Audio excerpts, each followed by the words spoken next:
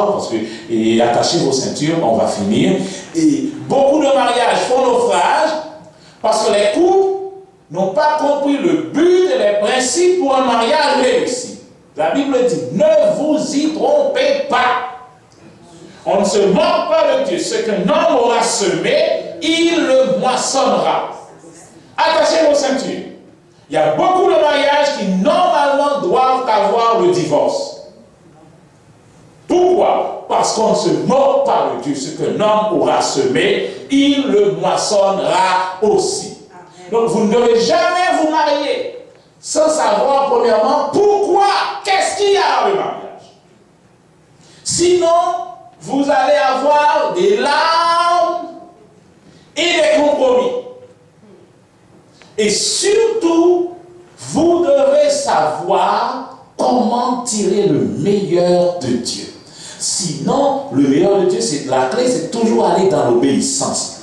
Ne prenez jamais la décision de vous marier par compromis. Amen. Amen. Je vous ai dit d'attacher les ceintures. Jamais de vous marier par compromis. Parce que tout ce que vous prenez par compromis, vous finirez par le perdre. Nous avons beaucoup de cas. Les gens viennent. Pourquoi? Oui, je suis marié. Comment tu t'es marié? Pourquoi tu es non, pas de problème. Mais, vous faites un fait en Haïti. Vous faites une photo, c'est là. Oui, bon, ok, bon. Vous allez l'épouser par photo. Vous lui donnez la résidence. Elle-même, elle vous donne le mariage. On a fait un compromis. La résidence, c'est pour combien d'années? Combien d'années vous faites la résidence là? 3 ans ou 5 ans? Vous m'avez 3 ans, vous m'avez 5 ans. Après 5 ans, la résidence encore. Donc, les résidence sont finis. Compromis en fini. Moi, je commence à regarder comme ça. Automatiquement, quand vous avez des compromis, vous êtes sur un terrain miné. Vous devez quand dire non, pas dire, pas comme des folles, on va comme côté de ce qu'on va faire ça m'avait. Maintenant, on te juste une photo. Mais lui-même, il était juste fini tout, donc nous faisons compromis. Vous faites le mariage, ma bolée, même besoin fini, donc vous faites fini. Donc, nous allons attendre nous pendant 5 ans résidence là, et après ça. Bon, bien si on m'a dérangé justement à Soya, parce que moi je dis non ça, il faut déranger des choses pour nous fouiller. Le mariage est si important aux yeux de Dieu, nous pas qu'à rentrer dans le mariage juste comme ça pour y entrer. C'est tellement important aux yeux de Dieu, ça va donner des cœurs brisés. Et un cœur brisé n'est pas une mince affaire. La Bible dit que le cœur brisé, Dieu prend du temps pour dire, dans la mission de Jésus, il va traiter les cœurs brisés. Ce n'est pas une mince affaire. Quand vous vous sentez rejeté, ce n'est pas une mince affaire. Messieurs, pas vrai quoi dans la main. Mais ça va donner des problèmes à nos enfants. Vous allez avoir des divorces. Donc, c'est pourquoi attachez vos ceintures, je vais vous dire, voilà pourquoi vous ne devez pas entrer dans le mariage. On va rapidement. 10 raisons pour que mes jeunes filles, mes jeunes hommes, ici à Shekinah, ne doivent pas rentrer dans le mariage. On va rapidement. 1. Par rancune contre vos parents. Si vous avez un problème avec vos parents, ce n'est pas marier pour le marier. Résoudre le problème là avec papa ou avec maman. Le mariage ne doit jamais être pour vous un moyen de vous échapper du problème de votre maman ou de votre papa. Sinon, qu'est-ce que vous allez faire? Vous allez sortir dans un problème pour tomber dans un autre. Right? On peut aller. Nous va dire non? Ouais. Deuxièmement, on ne se marie pas parce que à la maison ça ne va pas économiquement. La vie est tellement raide pour nous la cala, donc vous allez vous marier pour un jour là aux situations. On ne fait pas ça. Vous étiez dans une maison malheureuse parce que vous n'avez pas de pile manger, vous n'avez pas manger marshmallow avec papita, avec et crème à la glace. Maintenant, vous allez dans une maison pour gagner un côté, pour gagner un poule bourré, vous allez mettre un boule dans vos joues parce que vous êtes encore bouché. La Bible dit mieux vaut manger un morceau de pain sec avec la joie qu'au lieu d'un festin, gorge ou bouchon, par contre, il va rien. Ce n'est pas une raison pour vous marier. Pour soulager la vie. Ne faites pas ça. Le mariage pour Dieu est trop important. Donc, troisièmement, pour une image négative de soi. Quand vous avez une image négative de soi, ne vous mariez pas pour. C'est pas le mari. Oh, moi je suis madame un tel. Ça n'arrange pas votre image. Au contraire, vous allez devenir pire par le mariage. Parce que le mariage a quelque chose en lui. Le mariage vous permet de voir exactement qui vous êtes. Et vous avez toujours tendance à cacher votre personne. Oh, bah elle a dit en créole, ou pas capable de bien cacher l'ombrite. Si vous baignez, il faut l'ombrite là laver, ou pas cacher l'ombrite là, vous baignez fort. Donc automatiquement, dans le mariage, vous voyez, quand je suis à l'église, vous me voyez avec mon beau masque, bel garçon, beau sourire. Mais quand je suis à la maison, quand j'enlève le masque de pasteur Bernard, qu'est-ce qui reste? C'est le Monique qui a ça gagné, c'est le monstre qui est là. Donc, le Monique, bel petit visage par là, en face moi, c'est un monstre. Donc, il y a deux monstres qui sont. Donc, c'est pourquoi il faut l'amour de Dieu dans le temps de monstres. Parce que nous ne pouvons pas manger l'autre. Donc, vous n'entrez pas dans le mariage comme ça parce que vous risquez d'aggraver votre estime par le mariage. Donc, nous devons trouver notre valeur pas par le mariage, mais par Dieu qui est notre Père. Amen. Donc, vous devez savoir que vous avez du prix aux yeux de Dieu. Et vous n'êtes pas des moitiés. Hollywood nous dit vous êtes des moitiés, vous n'êtes pas des moitiés. On va chercher une moitié. Vous ne pouvez pas créer une moitié monde. On ne veut pas de moitié. Adam fait. Adam pas connaît manquer morceau. Adam tellement travaillé, tellement heureux, tellement plongé. Pour dire c'est dormir, faire dormir. C'est bon Dieu qui lever Adam dit lève-toi, lève-toi. Et là Adam levé et dit waouh. Mais Adam ne disait pas, maintenant, je suis maintenant, je suis complet. Non. Mesdames, pas jamais d'un garçon que tu es mon soleil, surtout dès que tu es mon soleil. Là où le soleil ça a été, on a un blackout. Dieu va faire au bout de nous. Donc, écoutez, 1,5 plus 1,5 donne 1. C'est normal, ça c'est mathématique. Mais ce n'est pas dans le mariage. Dans le mariage, c'est 1 plus 1 donne 1. C'est là qu'il y a le mystère du mariage. Mais ce n'est pas 1,5. Si c'est 1,5, on dit bon, ok, on nous bagaille. Souvent, son bout de mon on s'en va pour la scène. Ça me gagne, on fait pas la fin parler. Si on prend comme un bout de monde, l'homme marié, tout ce qu'on va faire, on va sous-celle l'autre là pour avoir un monde entier. Pas sous-celle. Pas sous-celle. L'autre fin sous-celle, par exemple, il y a encore ça fait. On jette mal. Dans le mariage, il n'y a pas ça. Dans le mariage, je suis. Les jeunes gens, jeunes filles, quand vous êtes célibataires, mettez-vous comme vous êtes à la gloire de Dieu. Amen. Vous n'êtes pas les moitié monde. Maintenant, tu es un soleil, je suis un soleil. Nous nous mettons ensemble, nous formons une constellation. Donc, si nous venons en route, étoile pour le soleil pour la éteindre, ça ferme à continuer de briller. Amen. Amen. C'est le mariage. Donc, le mariage n'efface pas vos problèmes, votre image de soi. Donc, et il faut faire attention. Quatrièmement, on va rapidement maintenant. Pour se venger d'une relation brisée. Vous devez mettre un petit garçon, vous devez mettre un frasé, d'un matin, vous devez mettre l'autre. Vous devez laisser en créole, retirer, remplacer immédiatement. RRI. Ici, vous allez vous marier parce que votre homme vous a largué. c'est la pire des choses à faire. Parce que ce petit malheureux au printemps, vous ne l'aimez pas. Vous allez l'utiliser comme un instrument pour attaquer l'autre là. Et vous savez souvent ce que vous allez faire. Vous allez voir exactement une heure de l'autre là, par exemple, jamais d'accord. Il n'est pas bien avec elle. Donc vous allez voir pour faire le ouais. Et puis on a dit, faire ouais, pas dire.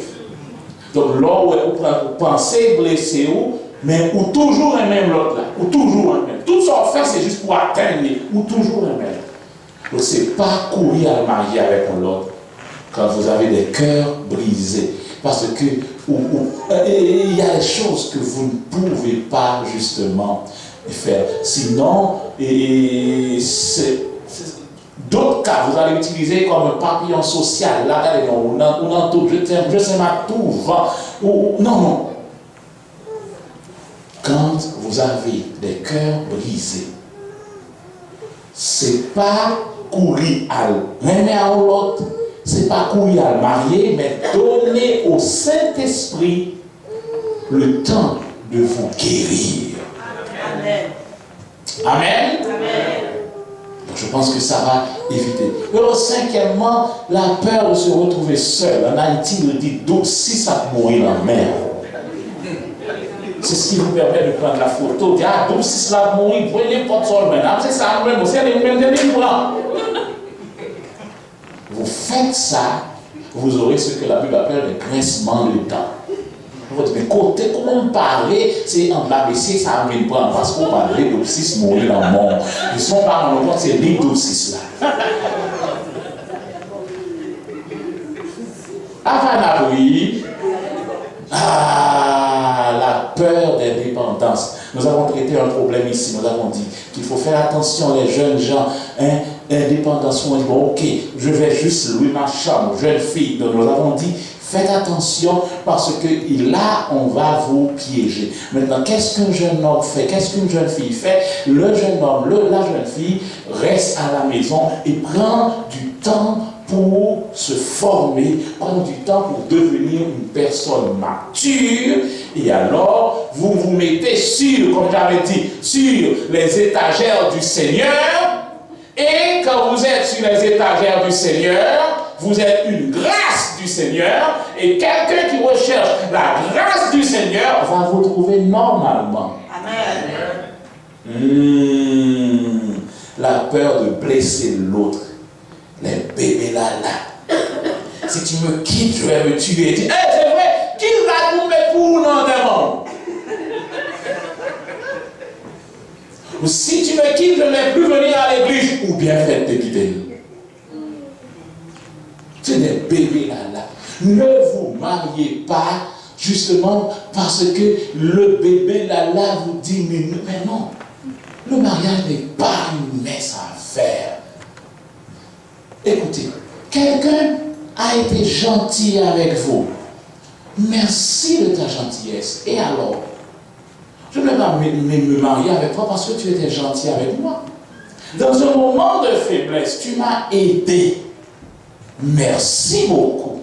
Je te suis reconnaissant. Même pas venir marier avant parce qu'on t'a aidé moulin. Donc si vous n'avez pas ce côté de non, ouvrons récompense, combien ça coûtait pas de remettre pour là, même pas marier avant pour ça. Allô? Il pas un compromis marié parce que tu m'as aidé. Et alors, il faut faire bien attention. Bon, écoutez, j'arrive à un autre point ici. Le mariage ne solutionne pas le péché. Le mariage n'est pas une couverture du péché. Allô? Les remords pour des relations sexuelles avant le mariage ne doivent pas être une cause du mariage. Pourquoi? Parce que là, vous allez l'utiliser comme une couverture. Donc, une fois vous mariez, péché à parler encore. Et le 9e et 10e cas, se ressemblent. Écoutez, dès que vous êtes en relation sexuelle, c'est normal pour tomber enceinte. Moi, comme ça me dit, c'est une loi de Dieu.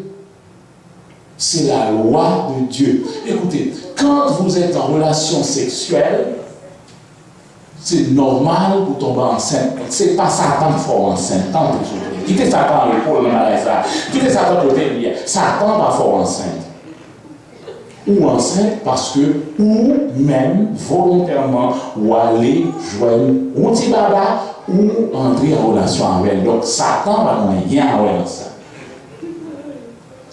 Maintenant, le mariage ne cache pas les remords, le mariage ne cache pas celui qui est tombé enceinte.